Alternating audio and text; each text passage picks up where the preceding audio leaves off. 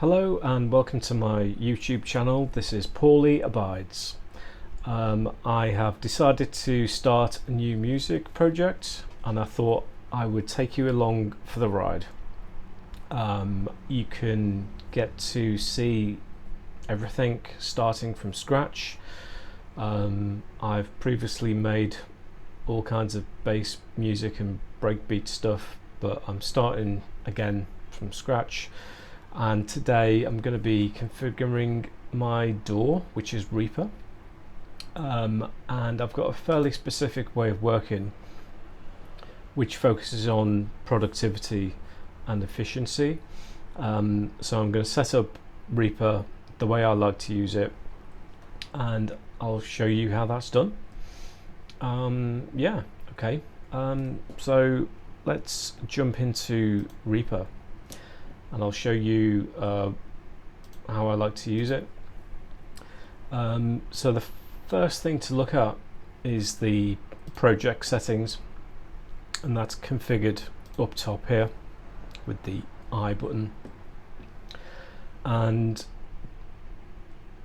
I tend to have it set to the time base of beats and position only, and that stops audio from being automatically stretched when you change the BPM. I'm going to configure a default BPM of 174 because I think I'm going to be doing some pretty up-tempo stuff. Okay, and yeah, what's next?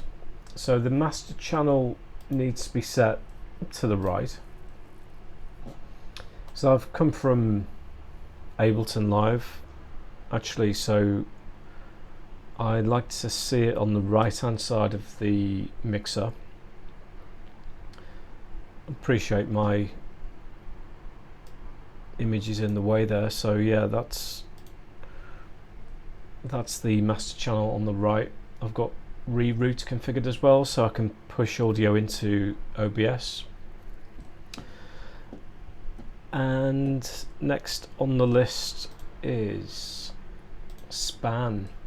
So Span is a free audio analysis plugin, and I use that quite significantly for checking audio, just checking, you know, what frequencies are actually happening in the track.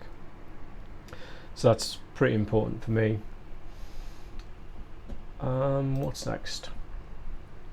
The track volume fader gain, I tend to have that set very low. Now when you create a track in Reaper, you can just double click like so, but as you can see, the volume is actually set quite high. Now what I tend to do is actually have the volume of each track set quite low, so when you're adding audio cumulatively, as it builds up over time, you're not overloading the master channel straight away. You've still got quite a lot of headroom to play with. So what we'll do is, in the preferences menu, you can actually configure what the default fader volume should be, and that is done here within the track and send defaults. So I'm actually going to use -17 dB, and if I delete these 3 tracks, when I create a new track now, you can see it's actually coming in at -17. So that gives me a lot more headroom to play with straight away. Okay, what's next? So let's save the default project. We can do that with the project settings button, and I'll save that as the default project. So that means I'm going to get my span added automatically. It's going to keep these 3 empty tracks actually as well, which is fine for now. Then I'm going to add markers. So the way I use markers within a sequencer is to have 8 sections of 32 bars.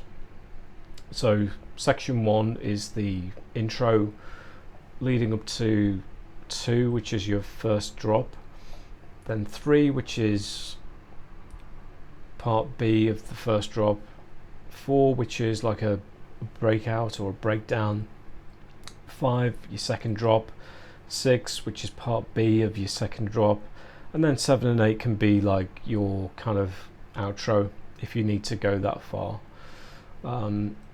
So let's add in those markers now. So back into Reaper, I'm going to zoom out quite a lot so I can see everything in 32 bar chunks. So there you've got bar 33 just after 32. I'm going to go to 1 first of all, and it's Shift and M to add a marker. So I'm going to call that 1.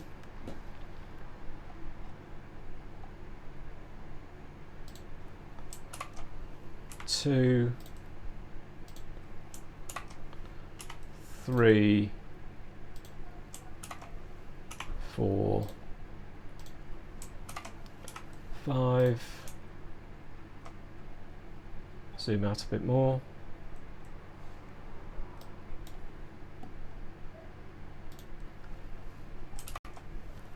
6,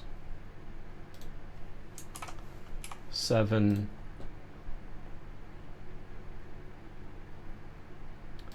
and 8.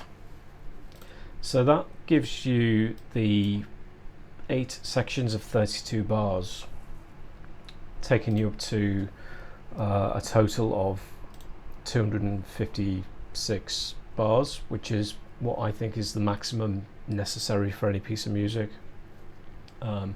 If you're working at 174, that gives you over 5 minutes of audio. Down at 130, you're looking at around 7 or 8 minutes. So having those markers set up like that means I'm already starting to think about the total arrangement for the song. And also the great thing about Reaper is when you press your number keys, it actually jumps between all of those markers. So you can go from your intro to the outro, so, and pinch bits from either side to bookend your track, or maybe take something from the first drop and push it into the second drop. And when you start to work at that kind of level, it's much more efficient and productive, I find. But where do I actually write the song? What I tend to do is have a sketch pad over on this side, which I'll use as marker 9 and call it sketch pad 1. And then I'll have another over here using 0 and call that sketch pad 2. So I'll actually write the song as a big loop in my first sketchpad, or do other edits and things in the second sketchpad, and then once I've got something going, something half decent, I'll actually start to drag those parts over to the very beginning of the arrangement and start to actually pad it out and start to very quickly build up a piece of music, so I'm not just stuck in that initial loop. Okay, so yeah, what's next? Let's save that default track once more. So the next thing I need to work out is how to duplicate something. So if I jump back into Reaper, and if I open the Media Explorer, this should give me access to my samples, and I'll bring in an Amen just to tinker with. So I'll put that there for now. That was on 2, so I'll jump to 2, And zooming in Reaper is just on the mouse wheel. Now I can see that that is not the right BPM for that sample, so I'm just going to change the BPM until the grid looks like it's aligned with that loop, and there we are, it's more like 185.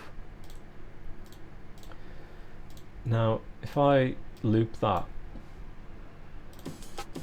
what we should have is some audio, and we do. So we've got a nice little aiming break going. So coming from Ableton, duplicate was pretty significant. I used to just duplicate a lot of stuff, and that was Control D, and indeed it is Control D in Reaper as well, so that's fine.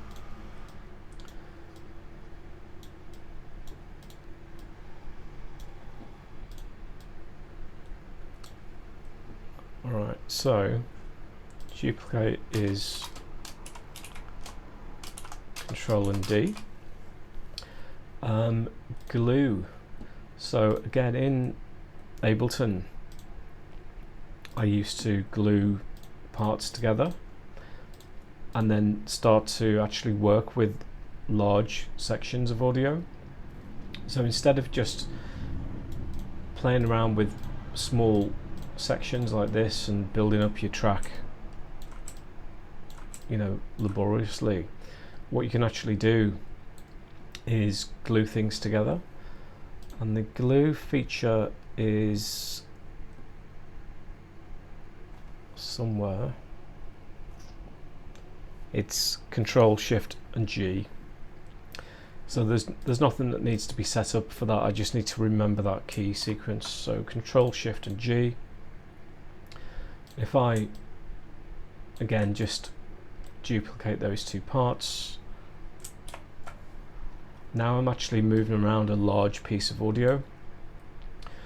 So that is a lot easier to play with.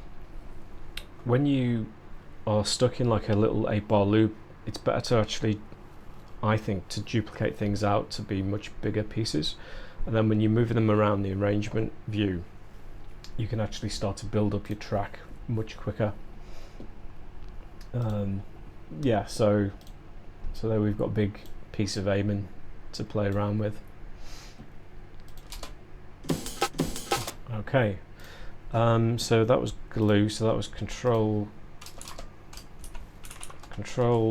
and what?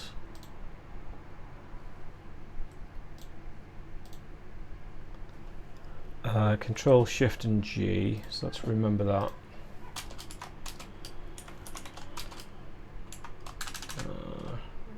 Shift and G. Reverse. So reverse is super important for me. I use reversers a lot. So whenever I've got pieces of audio into the arrangement, I use the reverse feature. This is in Ableton, of course, but now I've moved to Reaper, I need to have that reverse feature just on a key for me to use, and probably the R key would be my key of choice. So I need to work out how to reverse something in Reaper. So if we jump back in, I've got a piece of audio that I can use to test. And what would reverse be? I know what slice is, and that's just the S key. So now I've got a piece at the end that I can reverse. Let's see now. So Reaper has a lot of functionality that you can configure, and that's done with the Shift and question mark button. So what I need to do is actually find what would be the reverse feature. So if I search for reverse,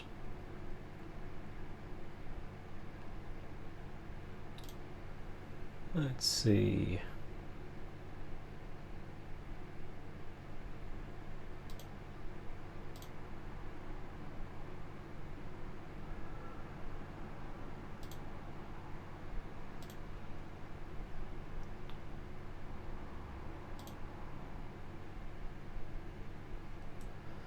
So, can get quite complicated, this program. Item, reverse items to new take. Well, I don't necessarily want a new take. And it's not part of the view.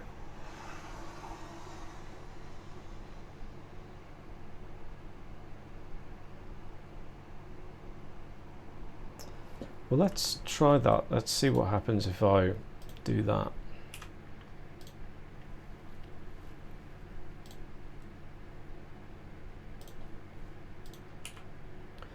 So that's actually added a whole new take. Now that's not really what I want to happen. So let's undo that and go back to reverse. Take that off. Item properties, toggle, take reverse.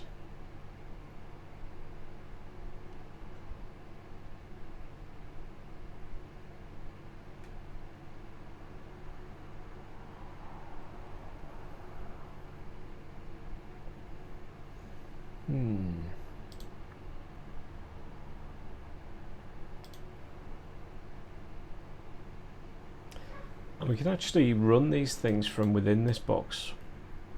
Let's see what happens if I run that. Oh, that's it. Okay, so that's the one I want to use. So if I add R,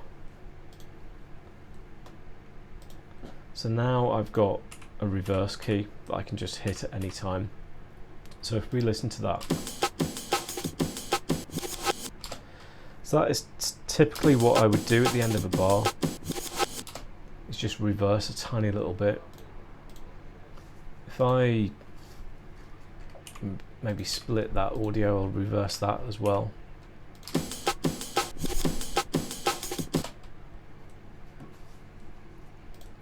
Okay, so reverse is now the R key. Mute, right, so this is quite important as well. So if I bring up the actions menu, item properties, mute.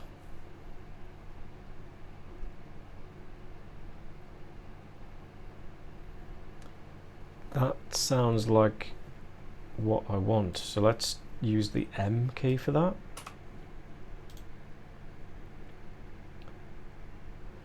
And that sets it to markers, but that's fine. I've already set my markers. So now I can mute parts. But it doesn't unmute it. So that's no good.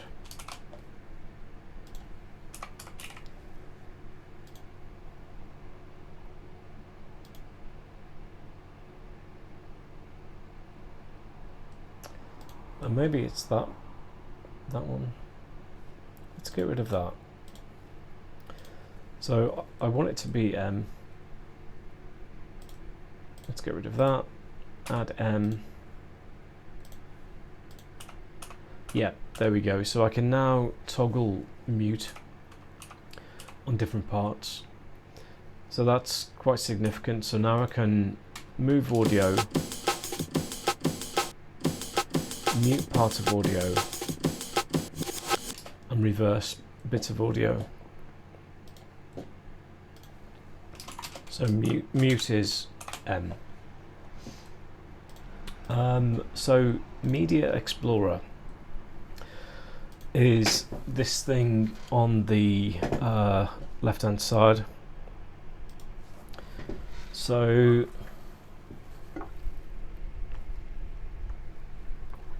with Ableton Live, that's got quite an interesting setup for its kind of audio finder screen.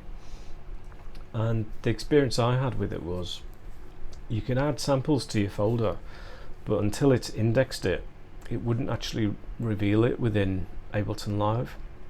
However, with Reaper, it does a pretty good job of showing you an accurate listing of all your files.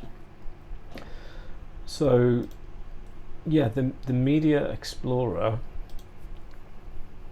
is this, and I'm in my Aiming folder at the moment.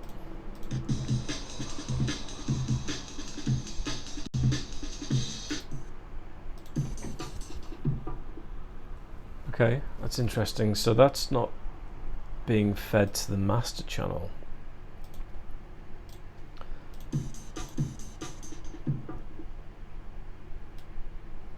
It's okay, that's fine. There we go.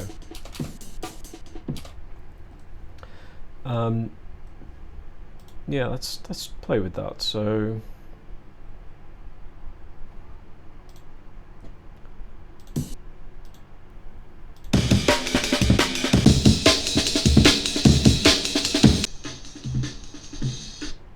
okay.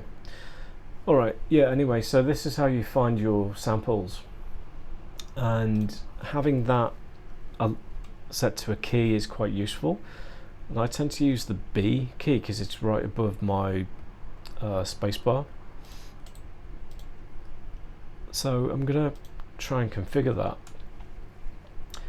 So let's see. So it's called Media Explorer. I'm gonna press the Shift and question mark key to get the list of all the commands. Search for Media Explorer. Show hide Media Explorer. Let's run it. So that's what we want. So I'm going to add my key, which is B.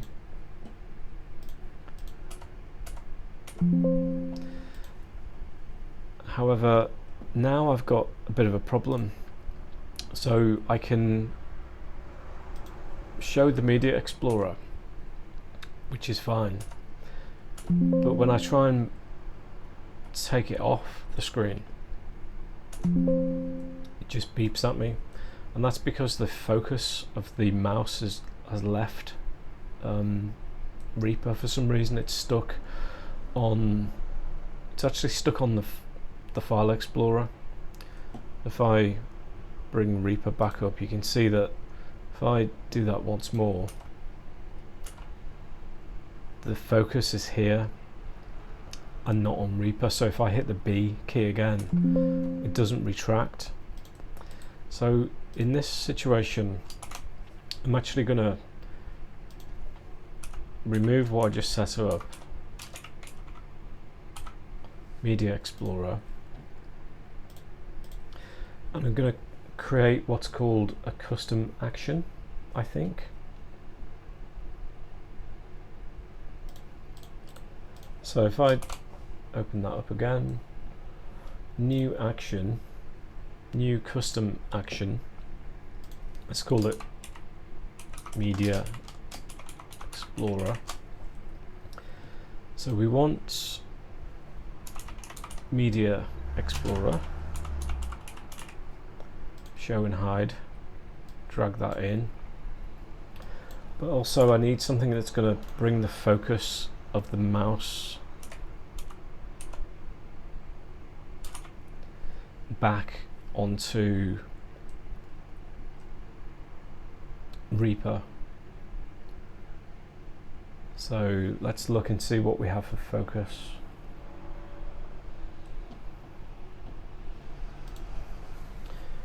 Yes, I'm just going to peruse that list for a moment.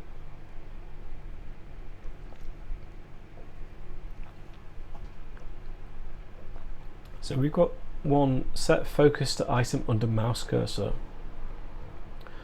but my mouse might not be in a good place. And we've got these SWS commands, and one of them is focus arrange, which could be quite good, or focus main window. So let me show you that. So focus main window.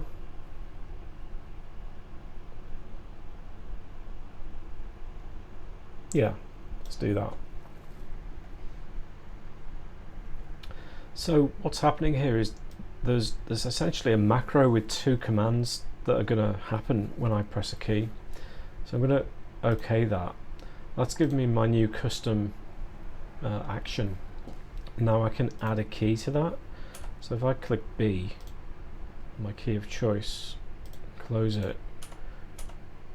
So now I can open and close the Media Explorer without that beep coming, which is perfect. So I can now, get all my aim-ins with no messing about. Okay. All right. So what's next? So we've got mute, we've got Media Explorer, which is B. I'll just save that. Next is the toolbar. So one of the ways I work mainly with audio actually is by essentially just dragging things around the arrangement view, and that relies heavily on the grid accuracy and being able to change the sort of quantization setting of the grid is kind of critical, just for efficiency really, because when you're, if I jump back here, we've got a bunch of aim-in samples, but they're set to a specific grid rating. Now if I want to be moving things around large chunks of audio, I only need to have it set to 1, if you catch my drift. So let's get rid of the Media Explorer, and the toolbar is up here, and this can all be configured, so I can customize the toolbar. So I want to add something. Let's click that, and what would I want to add?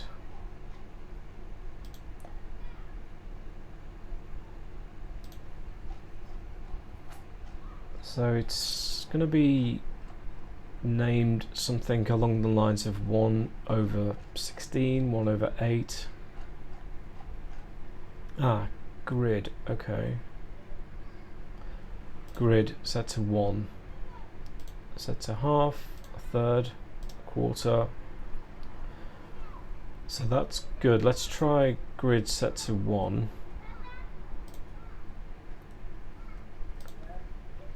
Grid 1.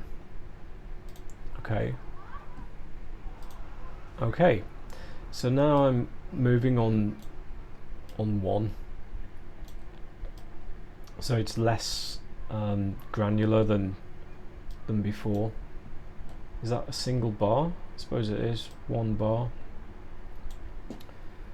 So let's add a few more buttons. So we know it's prefixed with the word grid. So we probably want quarter note, an 1/8, 16th, 32 may as well, and then we'll have 2 and 4 as well.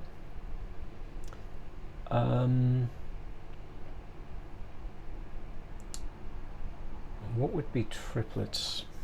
I think we'll leave triplets out of this for this video. Okay. Alright, so let's apply that. So now we can do some more interesting grid changes. So if I go to grid 4, actually now I'm moving around on a much less granular level. I'll just slice the end off that. Maybe duplicate a couple of times, and Control-Shift-G. Duplicate that once more. and glue that once more. See, now I'm moving around a 32 bar section, and that's much quicker when you're trying to build a track, is to move around whole 32 bar sections like that. Okay, so that's good. And then if I want to do more fine edits, let's move it to grid 16ths. So if I'm gonna maybe reverse the end of that section, I can now do that. And then of course you've got the snap button here anyway, which is part of the standard toolbar, so I can just drag things around freely if I want to, you know, and then snap back on, move it back in line where it was. So that's essential. Triplets, well, yeah, let's skip past that. Fades is an interesting one. So I think I may have already configured fades the way I want it. So when I hit the S key for slice, you'll see that there isn't a fade automatically added here, and that is how I like it to be, because if there's fades all over the place, here we go, it's split.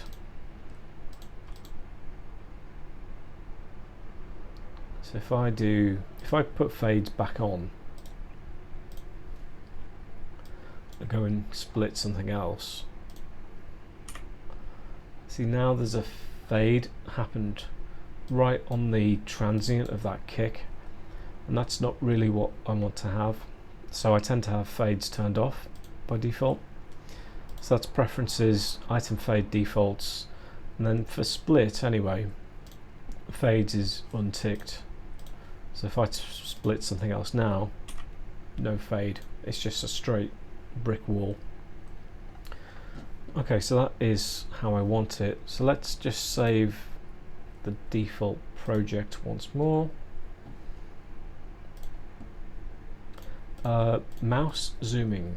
So this is an interesting one. So Ableton Live had a really nice zoom feature, and that has been kind of replicated within Reaper. When you add the SWS edition pack here, you get zoom preferences, and you can actually use the drag zoom feature by dragging the ruler here like that, just the same as Ableton had it. But there is a bug I've found, unfortunately.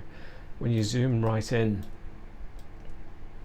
all the way in, it jumps, and if I zoom out, you can see it's actually jumped to the beginning of the project, which is no good. So if I do that again, zoom in and keep zooming, it's jumped. So it's kind of a bit chaotic really. So I don't use that, but I did for a while. But for now I'm going to untick it and just use the mouse wheel to zoom. It's much easier. Reaper is very good for audio editing as well. I don't know if you noticed when I zoomed in before, but you can see the zero crossing very well. And you can see here I'd like to select another part here, but because I've got snap enabled, I can't. So if I either turn off snap or turn the grid to a much finer setting, I'll be able to click into here. So there I could cut that at any point.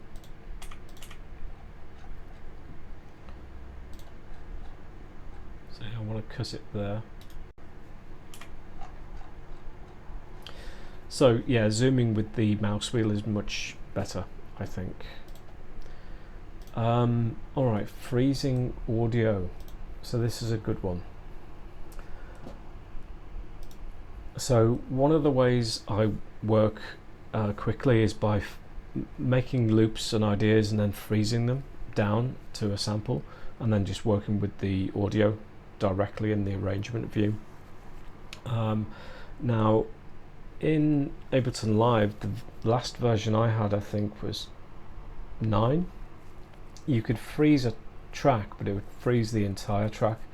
And one of the great things about Reaper is you can just freeze a part. But not only that, you can create a custom action to freeze it and move it to another channel and mute the previous channel, the original source, which is quite useful. So you can actually start to press a key to freeze things and move the audio down, keeping the original source unchanged. So I'm going to try and set that up now. So let's go back to Reaper. So this is going to be a custom action again, I think. So let's look and see what we have for freeze.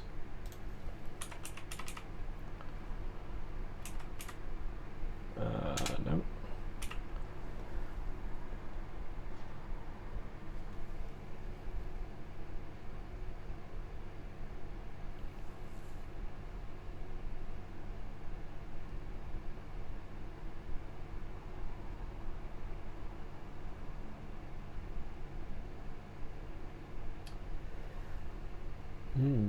Okay.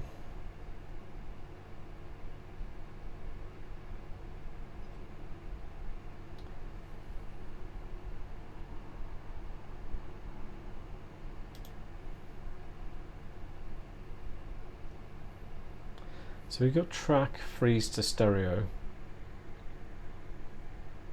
just going to see if there's a menu item for this.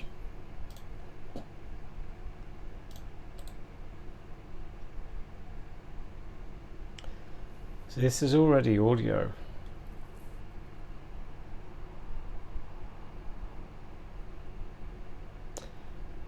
What I might need to do is add in a synth.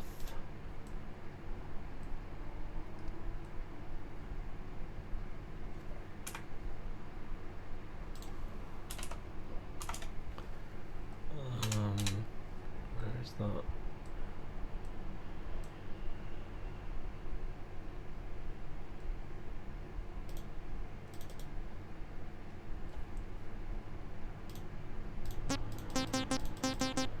So we've got, this is an emulation of the SH101.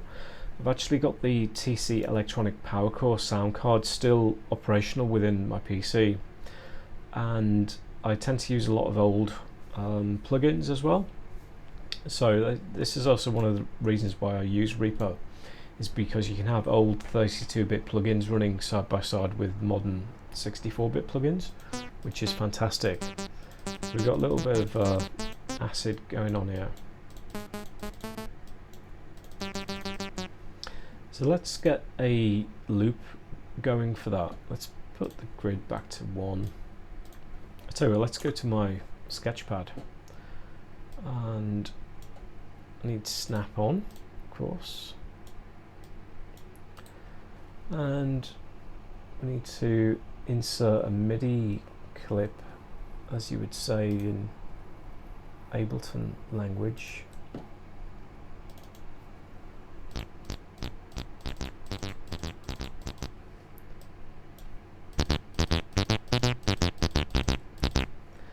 So let's put in some notes for that.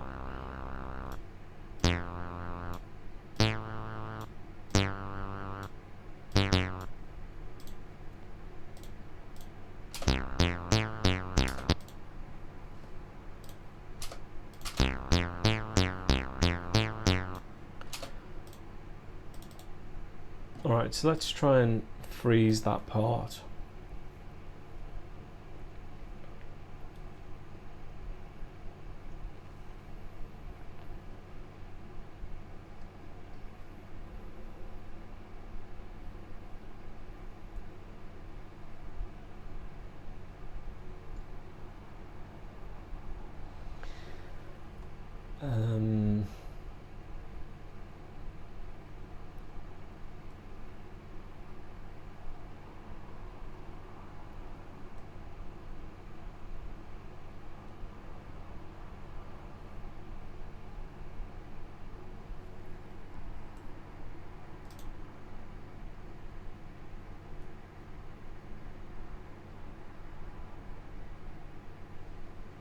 Oh, here we go. We've got render tracks to stereo track and mute original.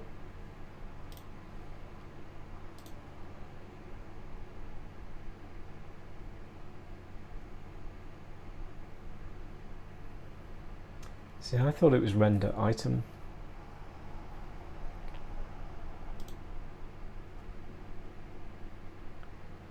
Ooh, yeah, we don't want that. Cancel. So I don't want the whole track, I just want that part.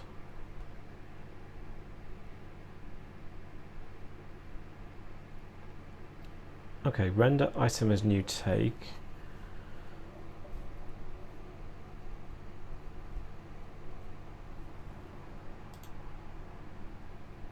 No, it's MIDI. Let's see what we have for render.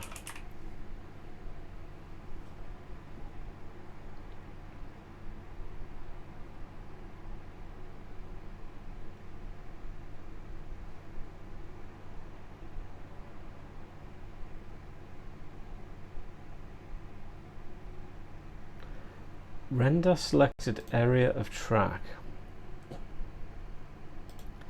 So this could be interesting. So render selected area of track to stereo,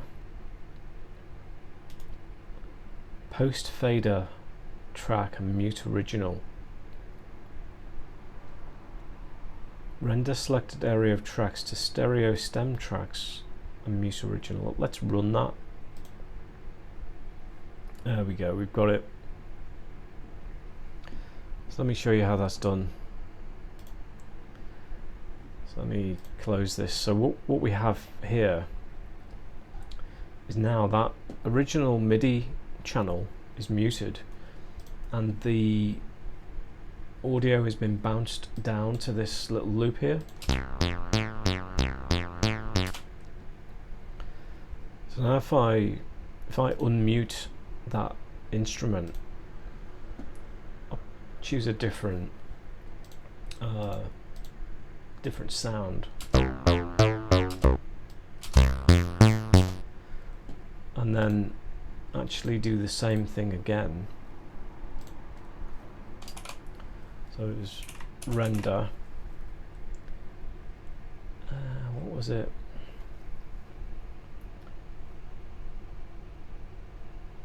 Render tracks to stereo stem tracks. Run. No, not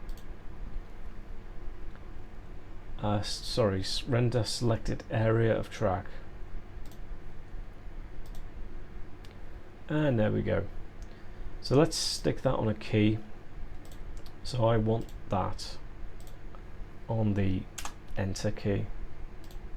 Can I do that? Yeah. Yeah, that's fine. So now I can actually start to build up a track quite quickly.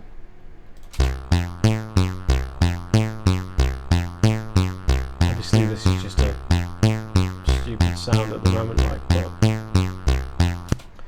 let's say I unmute this, change the sequence.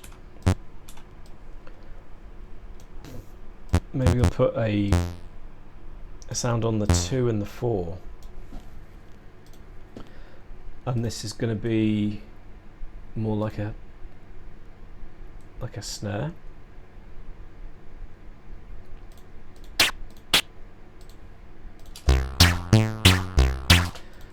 All I do is hit enter and bosh, I've got my snare.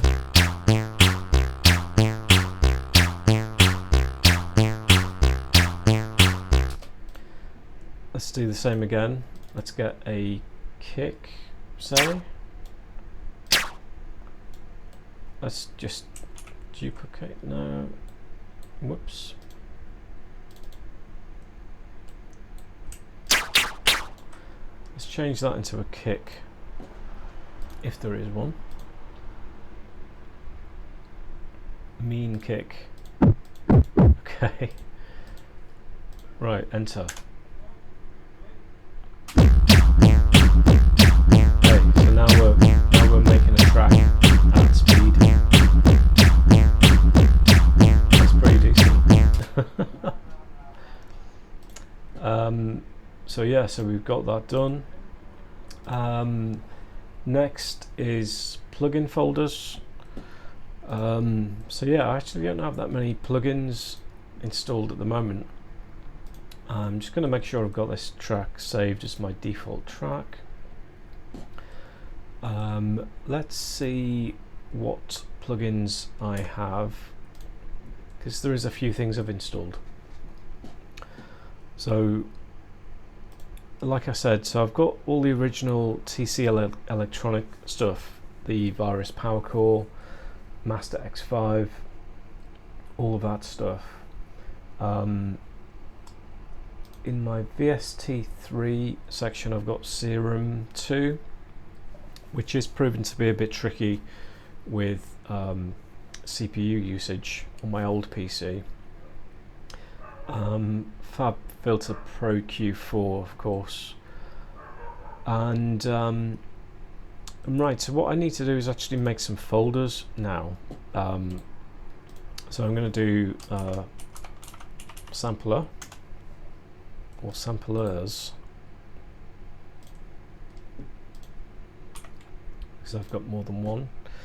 Samplers, EQ, I think I've got a couple of channel strips which are quite good. Synths, anything else? Reverb, of course. So we're going to go through and add a few things to these folders then. The inbuilt sampler of Reaper is called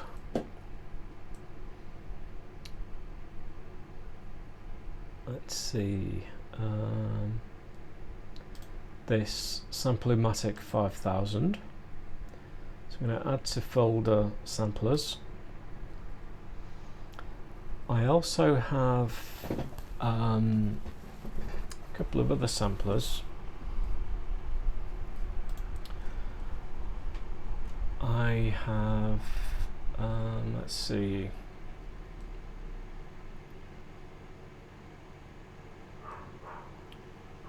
so I should probably be looking at the VST3 section.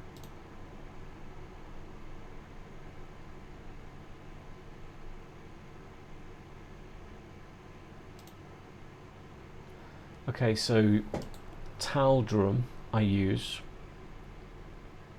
Add that to samplers. I can see Serum 2 there. I will add that to synths and Serum 1.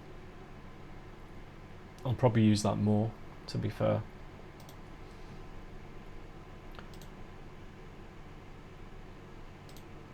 Okay, Omnisphere, yep, that should be in synths.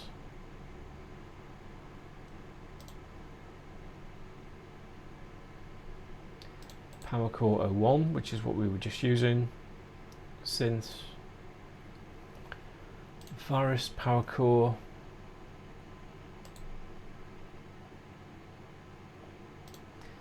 And its multi-out alternative. And I've got the V station as well.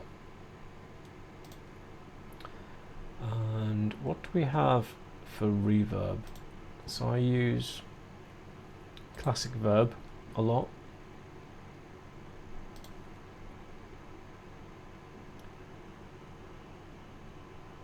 And let's see, Mega Reverb. I can see there's a chorus plugin that I use as well, so I'm going to make a new chorus folder.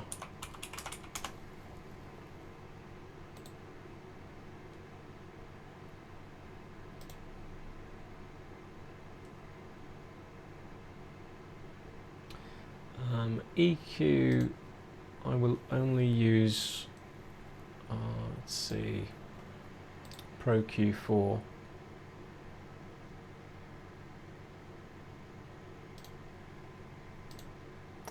And then for channel, I have Satson.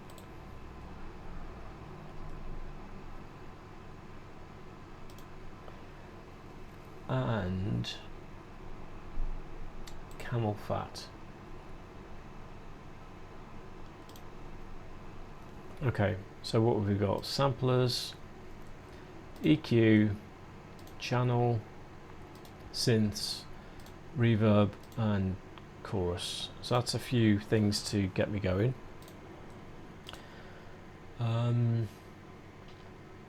Okay, yeah, so that's a pretty good start, and there's a few other things to do now as well.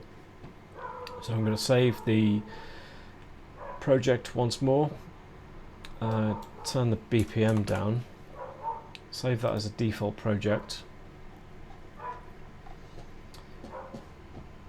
and okay. So yeah, here's a good one. So inserting a MIDI clip.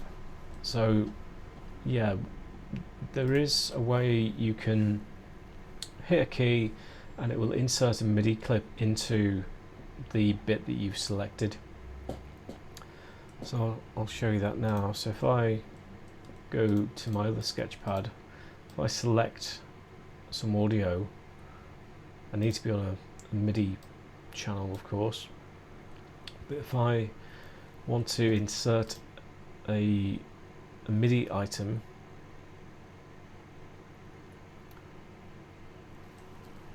let's see, how would I do that?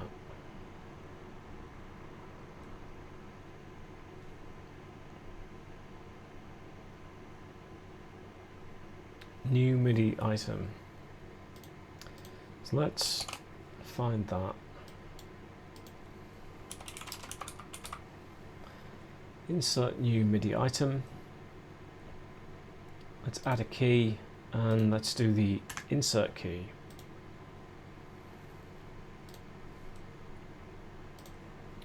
So now when I hit insert, I've got a new MIDI item ready to play with.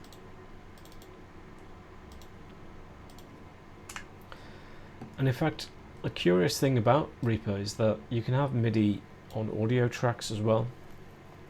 They're not just one thing, it can be anything.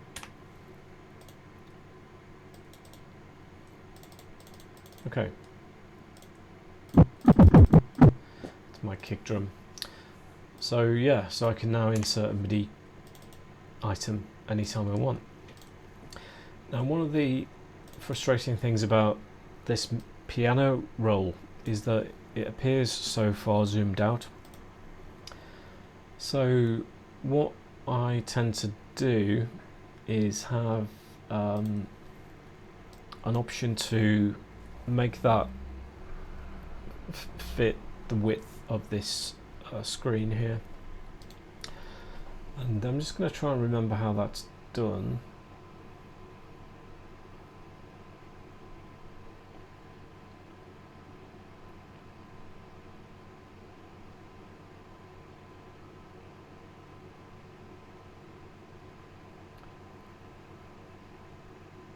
View.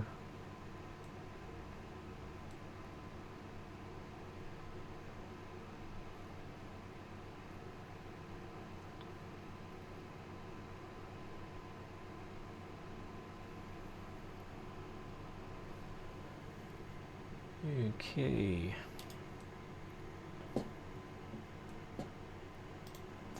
So yeah, it can be quite tricky trying to find the things that you want to use in this software. So let's check the full list once again. So the section is MIDI editor. So these are all the things that I can change within the MIDI editor. and I want the view to be the full width of the screen.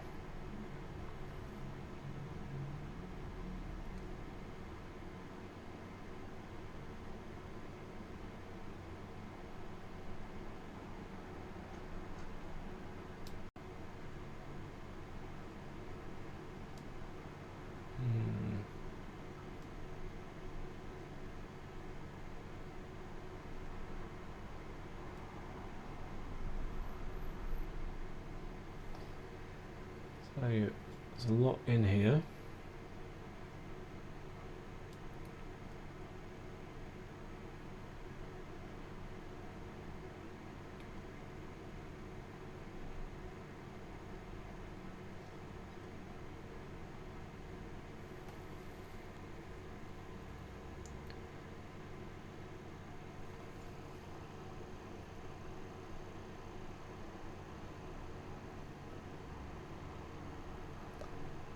Yeah, there is a lot in here.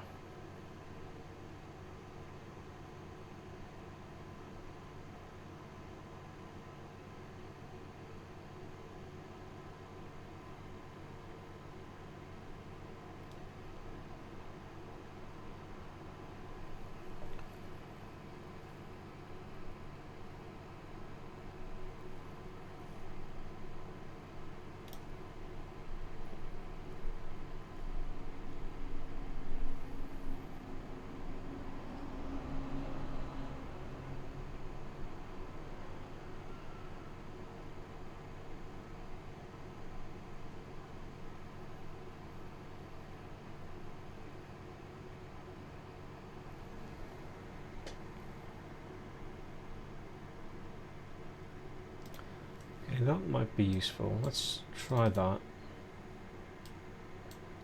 See, being able to try things out on the fly is quite useful with the...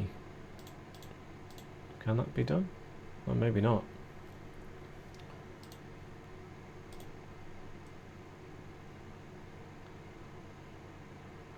So I used to use the home key for this.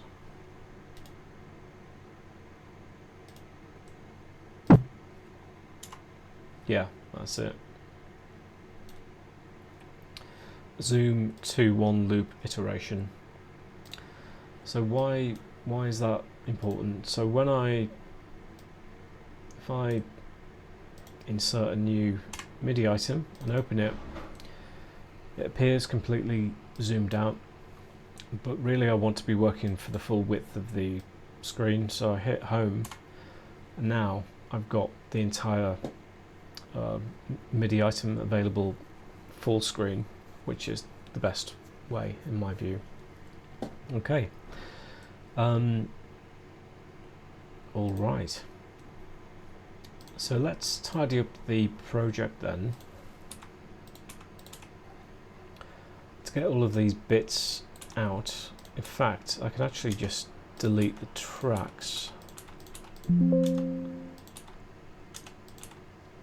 Yep, that's right. Let's get rid of all that. Let's set the grid. How do we do that? Grid to 4.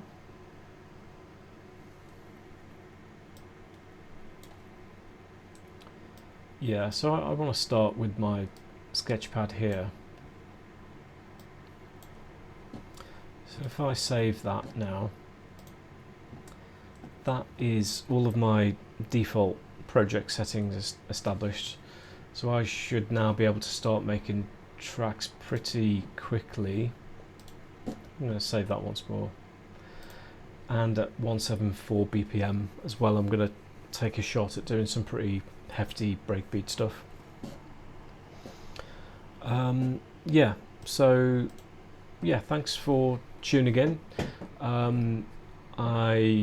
I'm going to start making some tunes pretty soon, and I will record the process, let you see how I'm making things, let you interact with the process, talk you through my studio setup, and yeah, and we'll see how it goes. Hopefully it'll be successful. But yeah, failure is always an option as well. Okay, so yeah, thanks for tuning in, and I will see you in the next video. Thanks.